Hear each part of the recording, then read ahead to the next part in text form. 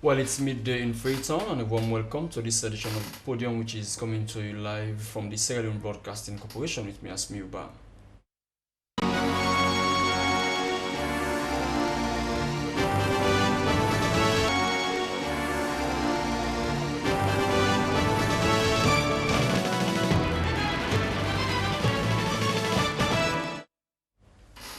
Coming up in this edition of the program, more than 5 people have been reported dead following a boat accident on Saturday. We shall be talking to the Maritime Administration to tell us what went wrong. Also in the program today, has the National Revenue Authority met its 2013 target? We'll find out from the National Revenue Authority itself. In the program also, some doctors from the United States of America have embarked on a free medical treatment for Sierra Leoneans in Cambia, Mange and Calabaton. In the program also, we shall be looking at career path for young university graduates. All these plus your text messages and more in this edition of the Podium. Remember to send your messages to 079460093, 079460093. Also in the program today, two Nigerian actors are expected to be in town to thrill Sierra Leoneans on this December. Well, don't forget to send your messages to 079460093. The program is the Podium.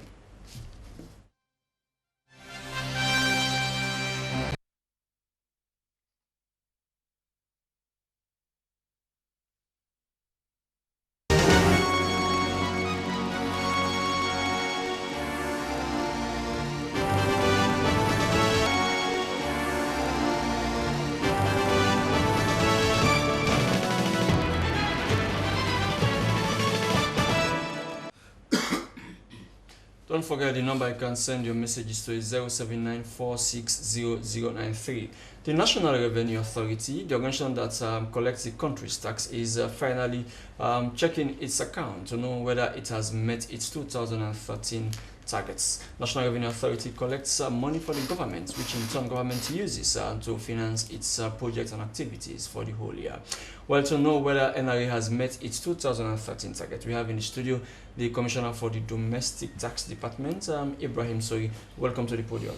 Yeah, thank you very much, Asmil. Yeah, just 2 weeks back, NRA hadn't met its targets, and now we are now in the countdown to 2013. We have less than 2 more days to go. Have you met your target now? Well, I won't say categorically here that we've met our target because the final figures will be out very, very shortly, but there are all indications that the target will be met and even exceeded by come 31 December of this year. You know, normally when the monies get to the CRF, we have a records of what we collect. The commercial banks also have theirs, and also the Bank of Sierra Leone as well. So numbers have to be put together. We check the source documents and tie up everything in a reconciliatory activity. So definitely we've not done that yet, but we have got series of checks that are still lining up to be paid into the CRF. And I'm sure after 31 December, I will be able to give you categorically the fact that whether we've met our target or not, and that will be done by the Commissioner General. Who normally gives the NRA targets? Is it that you give yourself targets? No, well, the process of target setting is very scientific.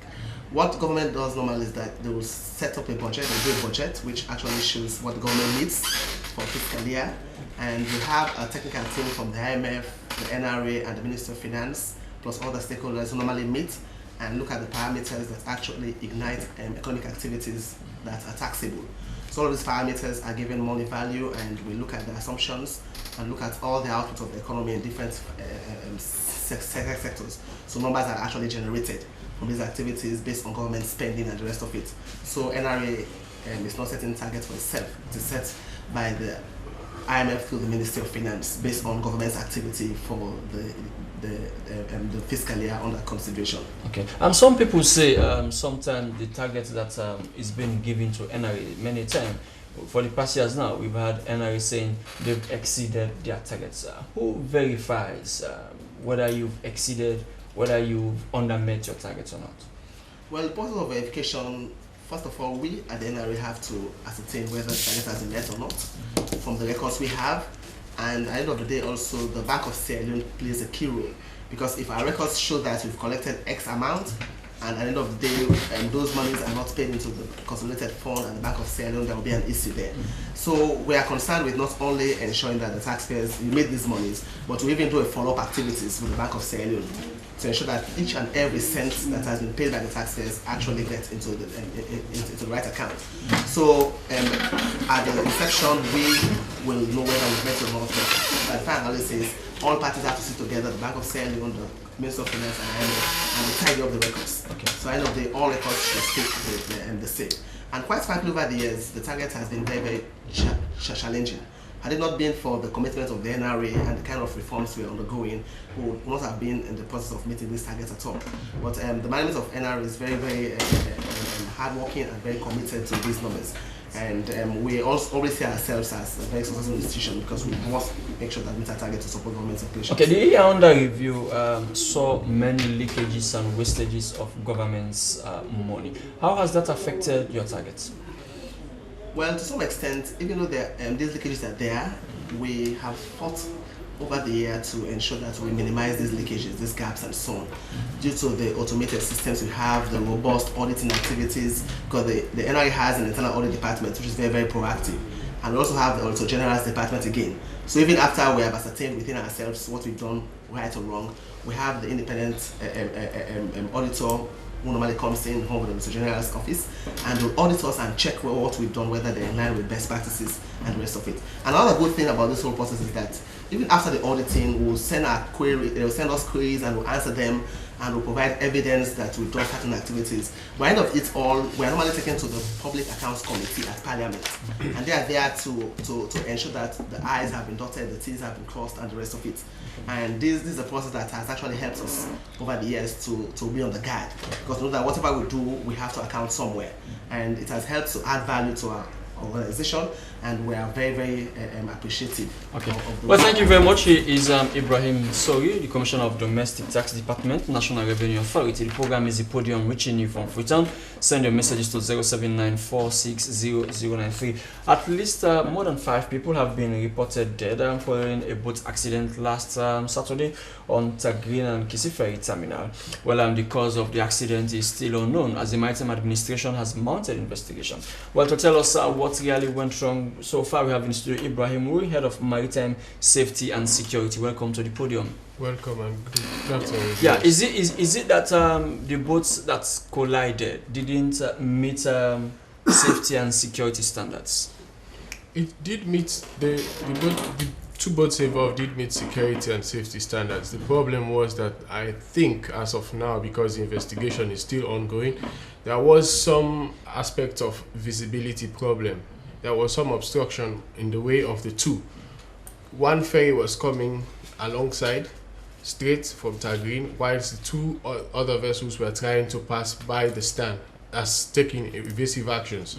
But as at the time the two vessels were coming, waiting for the other one to clear, little did they know that there was an obstruction on the other side.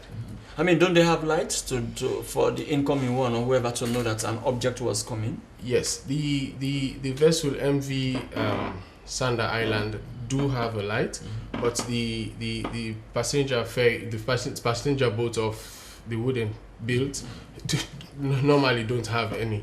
So you find out that one person would have seen the other person coming, but if not for the obstruction on the way by the two, there couldn't have been this accident. So how many people so far have been reported dead? So far we have 7, but the death toll seems to be rising. Okay. And a report also says after 6 p.m., 1800 hours, those local boats shouldn't ply the waters. No, not exactly. At 7 p.m. At 7 p.m. there should be no local boats plying the waters because of this visibility problem we're saying. And the accidents happened after 7 p.m., meaning they went to sea after the time? No, meaning they were very close to shore. It was about 7. They were very close to Tagreen. This was not in the... What was the precise time that the accident took place? It's about 7:19, I want to believe. So meaning 90 minutes after 7. But I don't want to confirm that because we're now asking the other parties involved to also give their statements. I mean, what about the passengers that were in the boat? How many passengers were in the boats? The manifested number was 45, excluding the crew.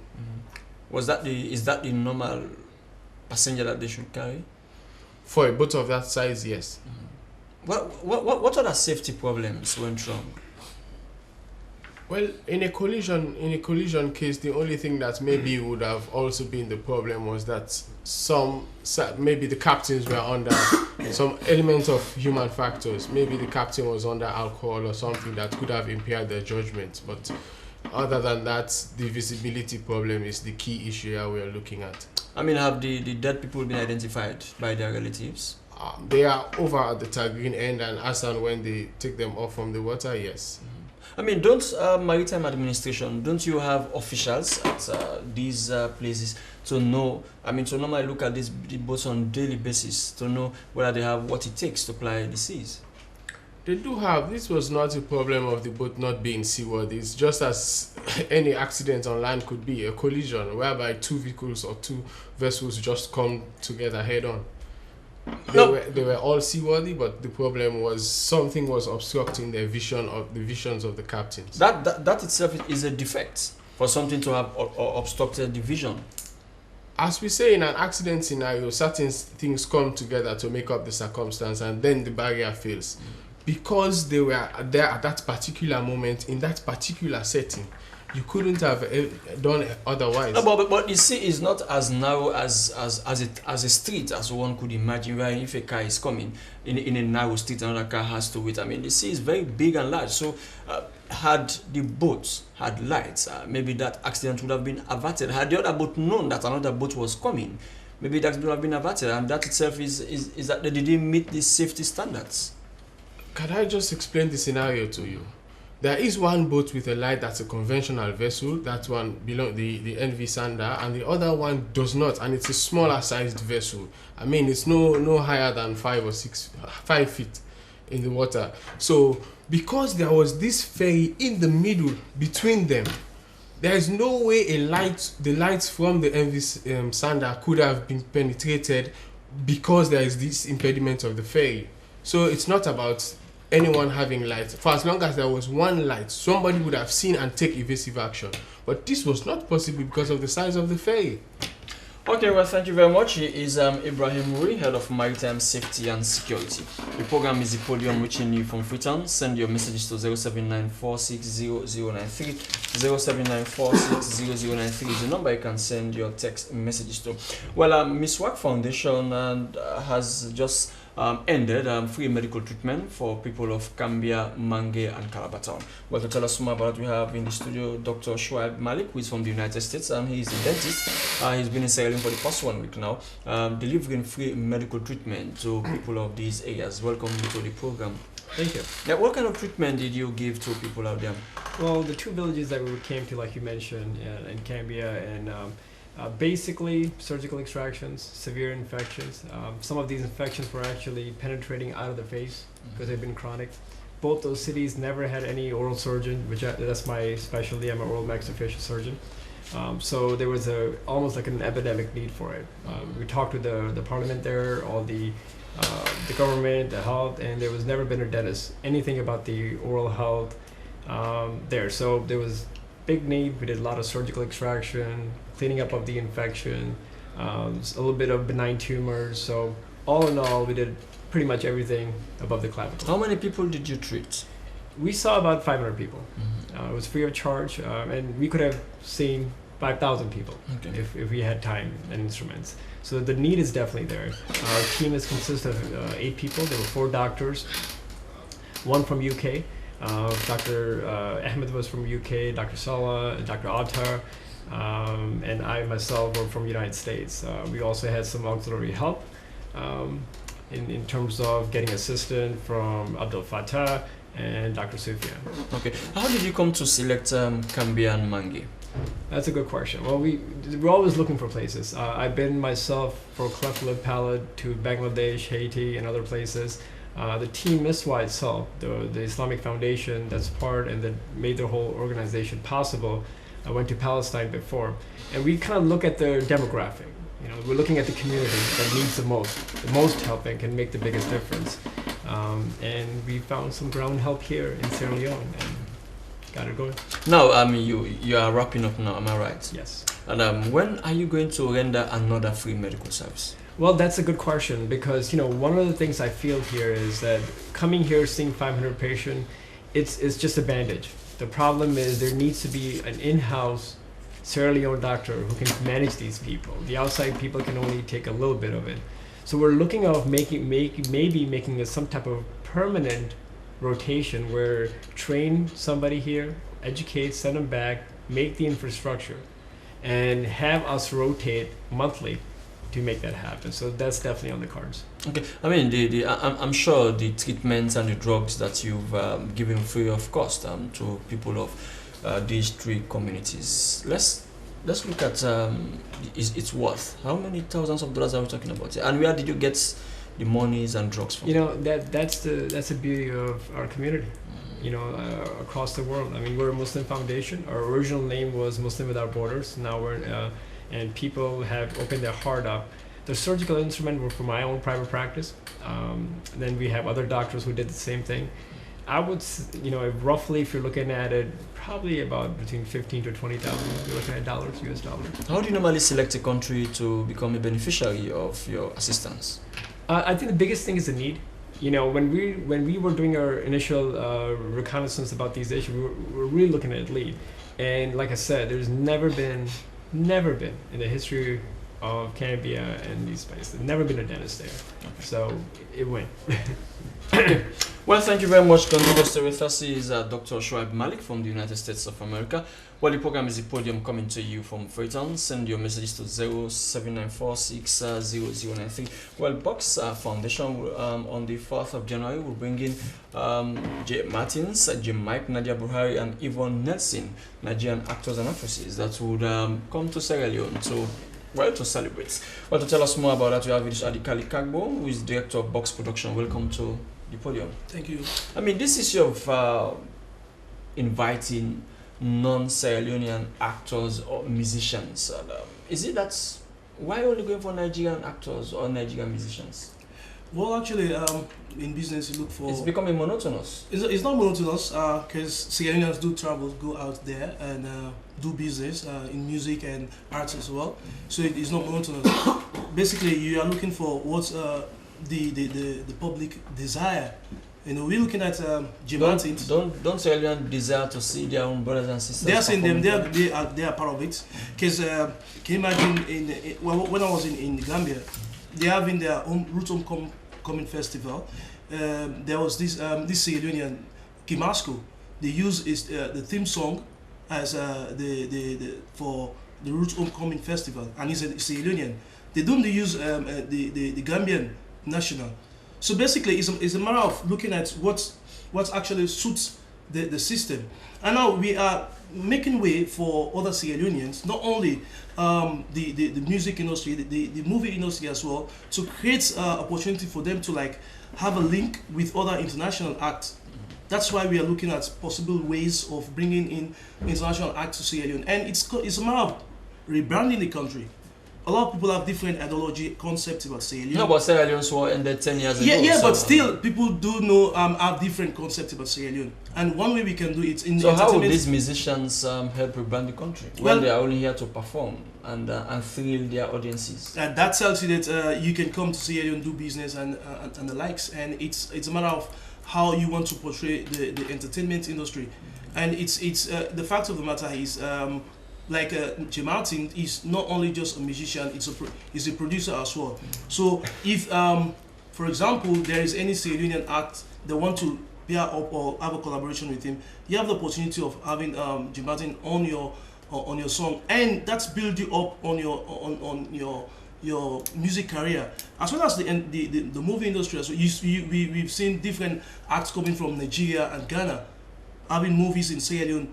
So that tells you that we are not going to be alone as Sierra Leoneans. We have to be diverse. We have to encourage other cultures, part of Sierra Leone, and that's the same thing happened to Sierra Leoneans too. Okay, so on the 4th of January, National Stadium, we'll be hosting these 4 stars. How many Sierra Leonean stars are we expecting to be part of this? A host lot of them that make the heat waves in Sierra Leone 2013. Yeah. Because in business you look at the possibility of creating, satisfying those who are music lovers or entertainers. What they're looking out for, you give them what they want. And if you look at the host of the artists that are on the flyers, you find out that most of them are hitmakers 2013. Okay. Well, thank you very much. I'm going to Adikali Kagbo. The program is Podium reaching you from Freetown. Send your messages to 079460093, 079460093, and that is exactly what some of you have done. Well, let's go to a few messages here. This first one says, who audits the NRA? It's coming from Go Fire. Other one says, if NRA is making much improvement, why is it that things are getting hard every day? It's coming from Go Fire. Other one says, doctor, do you have any orthopedic doctor among your team? Have you treated anyone so far? It's coming from So Small. I'm sorry, just shortly before we go for break. This one says, who audits the NRA? Other one says, in as much as you are making progress, things are getting harder, according to that text. Yeah, thank you very much. Of course, I made mention of the people that audit us in my introductory comments. We have two set of auditors at the end. We have the internal auditors, which we call the internal controls and audit department. Then we have the external auditors being the audit service of Sierra Leone. You see, periodically the internal audit does their own routine audits. Look at our systems, our procedures. They do EC audit, that is to say a particular event or activity we can look into and see whether value for money has been achieved and the rest of it. And these audit reports normally form input in the management meetings we normally have. So normally form committees, we work into groups to look at these issues and address them as and when they come up. And at the end of the year, after we've put together accounts, mind you, we'll also put together annual accounts at the NRA. You see, so when these accounts are put together, we pass it to the board and the board approves it and we send it to the Auditor General. The Auditor General comes in and check each and every bit of what we have in the accounts and they give an opinion on the accounts to the Accountant General's office. Okay. As I mentioned earlier, whatever comments or queries that we have, even after addressing these comments and queries, we even go as far as to the Parliamentary Committee on Public Accounts to defend these issues. Okay. Well, thank you very much, Ibrahim Sori, Commissioner of Domestic Tax Department, DT of the National Revenue Authority. Well, let's go for a short break. After the break, the program continues. You can send your message to 079460093. I give my child Nido Essentia because it has iron and vitamin C, which are essential for her everyday nutrition and growth. Plus, it helps me save. Nido Essentia is good for children. Nido Essentia is good for me. The new affordable Nido Essentia, rich in iron and vitamin C. Nido Essentia, right nutrition, right price, right taste. Nestle Nido Essentia now gives you 10% free Nido at the same price. Enjoy this exceptional promotion in shops or supermarkets near you. Grab your promo pack while stocks last. Me Fableton.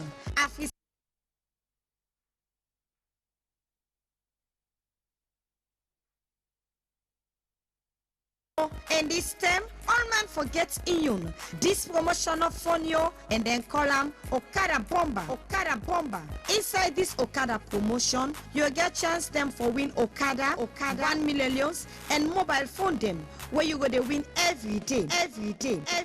All you get for do, just send blank SMS to 777 and get your chance for win Okada 1 million and mobile phone every day.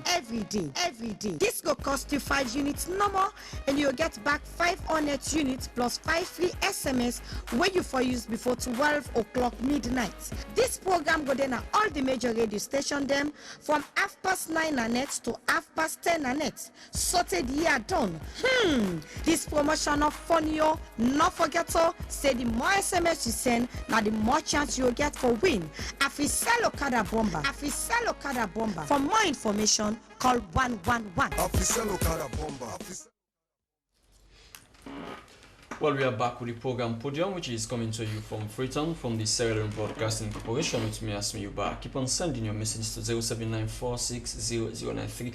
Well, many times, every year, the university produces hundreds of graduates, but people say the people that university produces have been mismatched to the job markets out there. Well, is that so? Career Education and Guidance Organization is a new organization that wants to see how they could shape the path of those people who have just come out from university but are yet to secure jobs. So in the studio we have Abbas Shaw, who is the National Coordinator. Welcome to the program. Yeah, you are saying that there is a mismatch between what the university produces and the job markets. Is it so? Yeah. 3 months ago, I did a research, and my topic was centered on the synergy between education and employment. In that research, I got some findings that manifest that most of the problem do not lie within the university or the schools, since the universities receive input from the schools and produces output for society. They do normally advert their courses, rest of courses. So it's like people are at the liberty to choose which courses they go for. And now the UNDP is sponsoring a CAP center at the University of Sierra Leone in Chala University, and nothing like that is existing in the schools. So I believe career education is more important in the schools, because there you start to tailor people, at least give them reasons why they need to go in for certain disciplines, based on the economy, right? And Well, I mean, do you expect maybe a child in Form 3 or SSS1 to be taught engineering, or to be taught geology, or to be taught? I mean, these are courses that can only be taught at the university level, not in schools. No, I don't expect that. But for example, for a child that wants to read geology or engineering, that child will definitely go to the science stream, right? And this one. And since now the world is talking about science and technology, right? And whenever you look at, even in the WAS, right, you have bulk of the candidates, do normally span from the other disciplines, like the liberal arts and the commercial stream. So it's like we have to solve the problem down there, right? So it's like if you have at least 50% of the candidates from the science stream, so it's like there's a high possibility that you're going to have most people going to universities doing the science courses. So it's like the problems is down there. And since there are a lot of choices, they should be guided with information, current information about what is needed and what they should go through. But they are left blindly. So it's like at times they do certain mistakes without their own fault. So I believe career education is very important in shaping people about the type of courses they should offer, they should do in the university. But many times incentives have been given to people, especially those who read the sciences in schools, to lure them to enter into the sciences. Yeah, yes, incentives have been given to them, but they need to be provided with information. Trust, information is the key in this world. They should be told that with this situation, you are at liberty to do anything you want to. But you should know that your country needs you most in this sector. So how would you be doing this? Would you be going to the schools to cancel these school game pupils or what? Yeah, definitely. I've started that. I visited some schools, and I'm also coming to the media, because I know the problem does not just lie with students. The parents also, we need to also talk to the parents, right? They should be able to guide their children based on the relevant information that we provide. That now you are attending a particular school. This is the sector where you're going to have more opportunities. It's not that what you're going to do if you go to a liberal art is not important. It is also important, but some are more important. And the importance here lies on how a particular course is needed in the economy, right? So right now it's just an emerging country. We haven't got much infrastructure.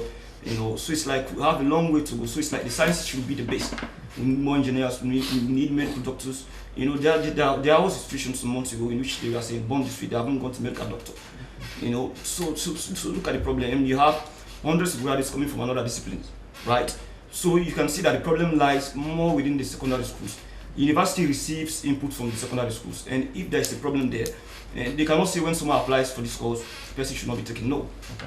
Right. Okay, well, thank you very much. He is Abbas Shaw, the National Coordinator, Career Education and Guidance Organization. Let me go to Mr. Wuri for Maritime Administration. The people in those boats, in the boats, did they wear their life jackets? Did they have it with them? Yes, most of the ones we saved were donning their life jackets. Yes, that I could say. Only that to add to that is the general attitude of passengers plying our waters in these local boats. They are just negligent to their own expense, because most of the time we find out midway through the journey they will tell you the weather is hot, they feel inconvenience putting on these jackets, and before you know it they take them off. And accident never tells anybody or warns somebody that I'm going to happen now. Did they move with life jackets? Or sometimes they move even without putting on a life jacket, or sometimes they don't have enough life jackets for all the passengers. We do have. Recently we even gave out freely about 1,800 pieces. we do ensure that they put on these life jackets, but as I say, midstream on the journey, you just decide to like take it off. And we are now in the festive season. Remember what the accident that happened in Shengai? It was in December. September 2009. Yeah, and then sometime during this festive season, people have the tendencies to do things contrary to what the law stipulates. As Maritime Administration, what are you doing now? Well, first and foremost, to enforce the laws. Before the Shege incident was one that actually was an eye-opener, in the sense that Maritime Administration stepped up to the challenge and we made sure that we address all the lapses. In that case, as of now, we have not only our regulators, but we also include community volunteers to make sure that they give rapid response as and when need be. I mean, have you finally sanitized the water? That is quite a difficult challenge with regards all that is been going on, especially with the settlements around the coast. But SLMA is still making strides towards that direction. Okay, thank you very much, Ibrahim Mori, Head of Maritime Safety and Security. The program is the Podium. Send your messages to 0794600093. And Dr. Schweib, I know you'll be leaving us shortly, but before you leave us, a texter asks whether you have orthopedic among you. No, we don't. This is purely due to the face, infection and other reasons. But if there is a need for an orthopedic, we can find resources. But the key is to find ground help here first. So you need an organization. We got lucky. We were in touch with Esan Foundation. They're actually global. So they're the one that help us kind of facilitate with the need and bring it up. If there is a need for an orthopedic surgery, obviously start with a ground person. Do you have any plans to come once more for another time in Sierra Leone? I would love to personally. You would love, I would love to. It's a beautiful country, and I love the people here. It's been great, and everybody in my team had a great time. So personally, I know for sure we'll definitely come back, not just to treat patients, but expand it and maybe help even more. Okay. Apart from just treating them, did you give them medical advice as to what they should or shouldn't do? That's a good question, because you're right. Prevention is very important, and we forget that everything goes through your mouth. So if there's a disease that takes a long-term effect to the rest of your body, and people tend to ignore it because it is if it's not hurting, you tend to ignore it. So yes, we actually took a lot of supplies. We gave out dental floss, dental hygiene. We had models. So everybody that was treated, the 500 patients and more, were given full-fledged oral hygiene instructions, equipment, and instruments. Hopefully we can go to schools. I mean, the foundation of taking care of yourself is a behavior that should start when you're really young. That when you're old, it should be natural and you shouldn't worry about it. So inshallah, when we come back, hopefully we'll go to more young kids, schools, and okay. Well, thank you very much for coming. Thank you. Well, he is Dr. Shoaib Malik. The program is the Podium, coming to you from Freetown. Send your messages to 0794600093. Now, Ibrahim, sorry, let's look at the year under 2013. How can you compare it to 2012? Yeah, of course. The usual challenges are there with respect to revenue generation. But in 2013, we made a lot of progress with respect to automation, tax education, compliance, statistics, and the rest of it. So in 2013, we were able to develop a software for the domestic tax department, known as the DTIS, and which we have rolled out to the large taxpayers office as well as the small and medium taxpayers office. We're also able to improve on our laws, our tax laws, and more than what we did in 2012. And also, we're also able to reach our taxpayers as much as possible. We're able to simplify the processes and procedures with respect to compliance as compared to 2012. So tax administration is very, very people say there are still bottlenecks and the human contact is still affecting the collection of taxes. The other day I was speaking to someone from the United Kingdom who brought in some consignment. He told me about the constraints he has gone through just clearing the container. Yeah, well, these are the issues we are addressing, and one thing you have to know here is that at the ports, we don't only have NRA presence. We have the port people, we have the Standards Bureau, we have the shipping agencies, client forwarding agencies, and the rest of it. But for the NRA bit, we're very, very proactive in addressing our issues. Whenever we have issues of delay in terms of processing documents and the rest of it, we always try to come in and address it. When it has to do with integrity issues, we also address them proactively. And I wish if the other parties who are playing the similar role at the port there does likewise, I think things will be very, very improve. So what are your projections for 2014? Or Well, what are your targets? Well, 2014, we're hoping to collect as target 2.5 trillion, about 2.5 trillion, and we are putting together ourselves now to meet that challenge. We have decided to invest more on capacity building as an authority, and of course tax education will also be paramount as the case may be, and even automation will also be a priority. The moment we automate our systems as up as 100%, I'm sure the human face will diminish gradually. And we're also seeing ourselves to implement the long-awaited small and micro taxpayer regime, which has just been passed by Parliament on the 26th of November. That's when the President signed it anyway. And we're putting ourselves together. We've got a work plan in that respect. We'll be seeing us as more frequently as possible here and all the media to sensitize the public and to arrange and liaise with stakeholders who are going to help us in implementing these laws. We're also seeing ourselves 2014 administer a newly draft or law with respect to capital gains tax and the rest of it. So we're really proactive. And okay, well, 2014 is going to be an eventful year. What is Podium coming to you from Freetown? He is Ibrahim Sori of the National Revenue Authority. He is the Commissioner of the Domestic Tax Department. Send your final message to 079460093, 079460093. And Adikali Kago, what are we expecting to see on that particular day? Of course, first of all, we have on the 3rd. The 3rd is a VIP at Old School, and of course, it's a black and white affairs.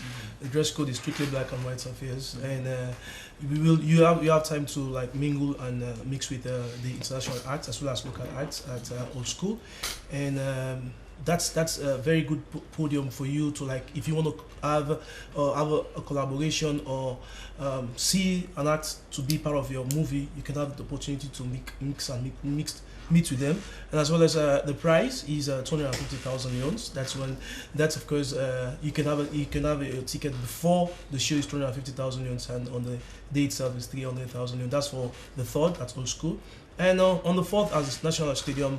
The MCs, of course, will be not only Nadia and G-Mike. We'll have the Sierra MCs as well on stage. Would it be here on time? Because I remember, I remember just a few weeks back, I don't know, I'm forgotten now, but there was a show that G-Mike was supposed to attend. I think it was the Miss University AYB, okay. And he didn't come on time.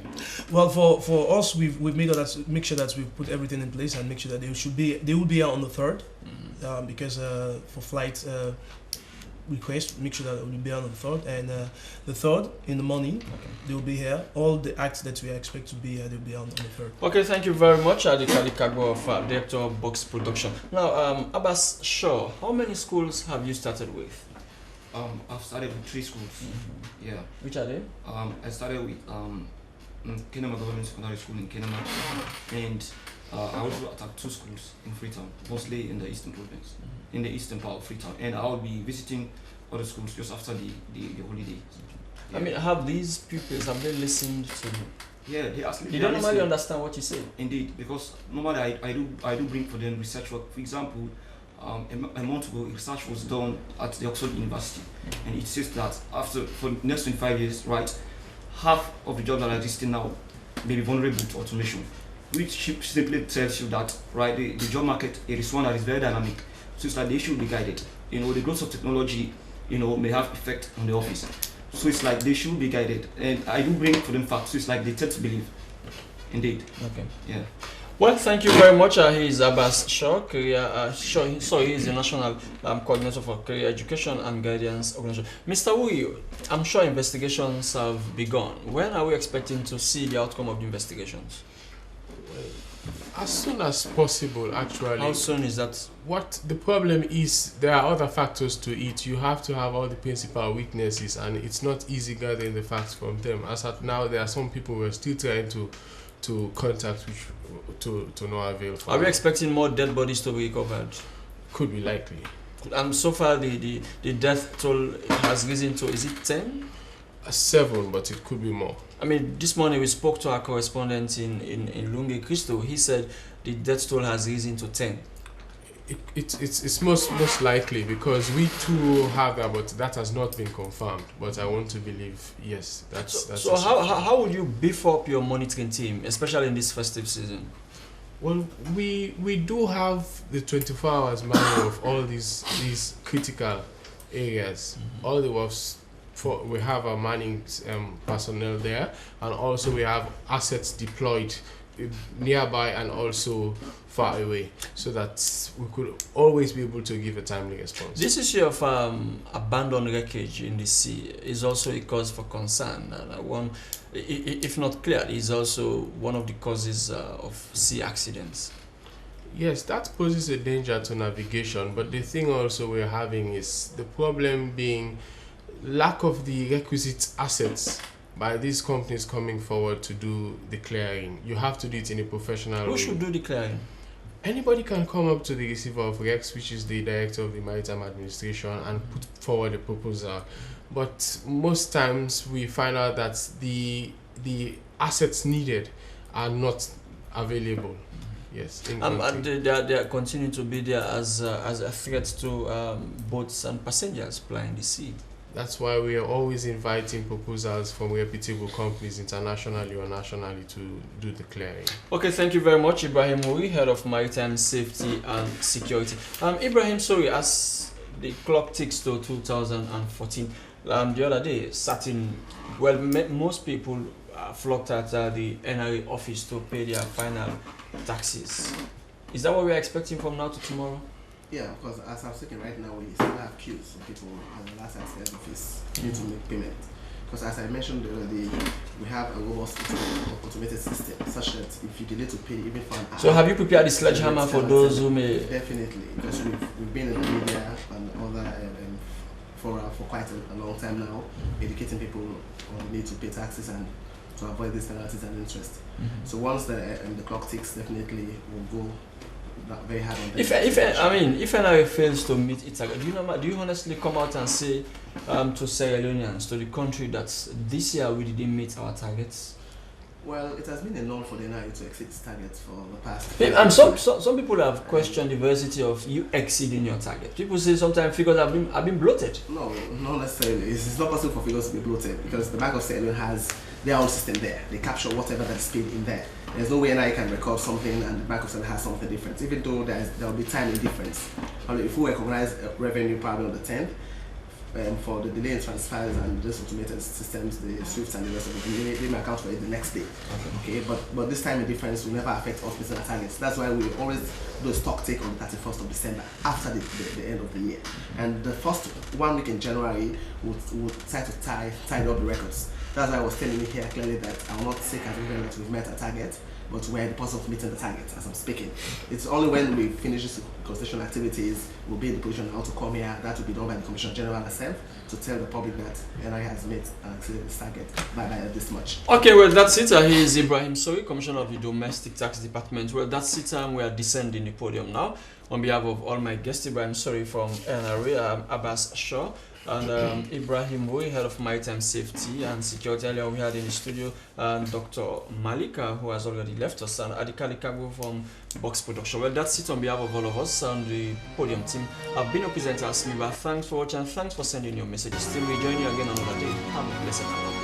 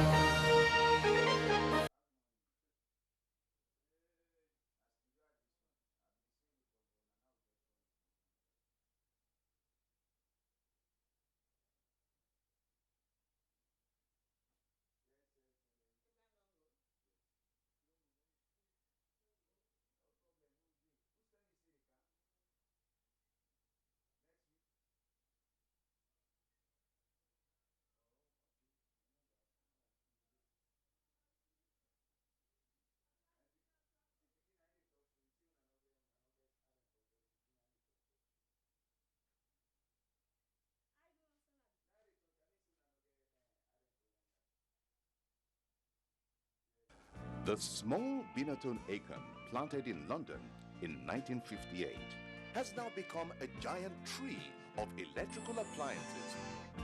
Continuous